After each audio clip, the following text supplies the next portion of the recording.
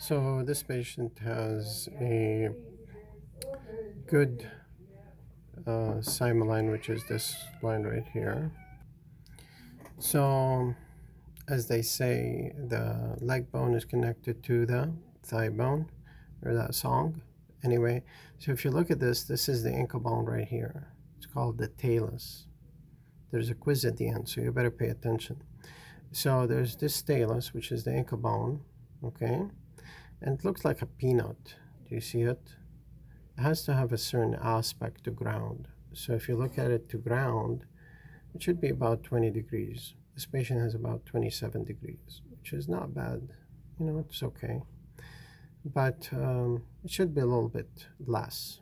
Nevertheless, if you look on the heel bone, the patient has, this is the heel bone, which is the calcaneus.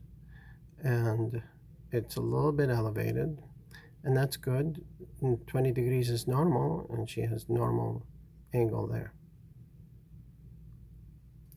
So now I look at the tibia fibula complex, which is up here, which is basically the big bone of the leg and the small bone of the leg. They sit right behind each other.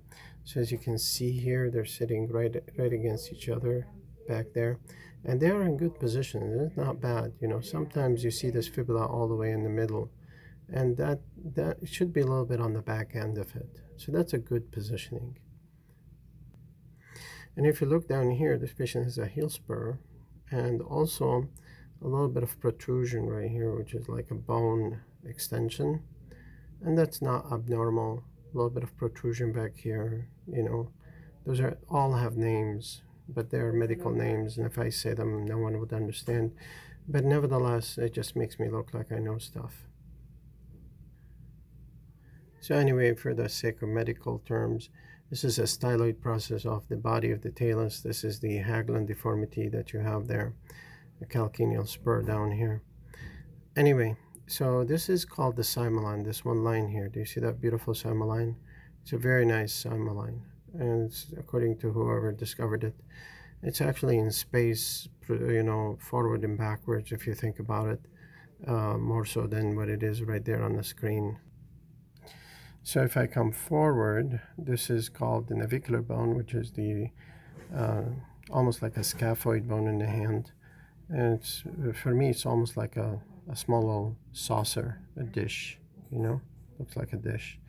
Anyway, and then there's the cuneiforms. The cuneiforms are called cuneiforms according to the Sumerian cuneiform language.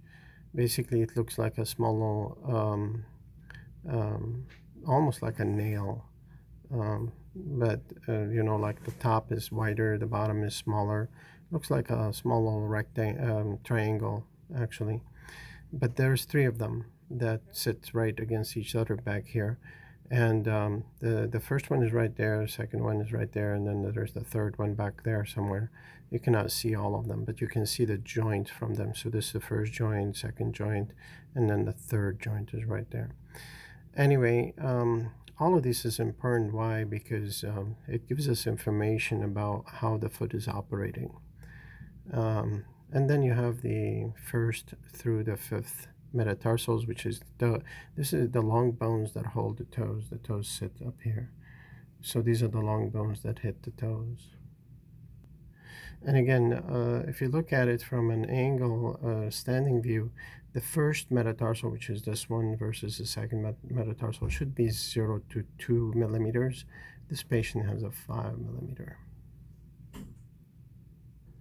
Now, whenever this number goes above 4, you get jamming in the first metatarsophalangeal joint. You start to see some joint damage on the first metatarsal, and there's some spurring happening right there, as you can see it right in this area.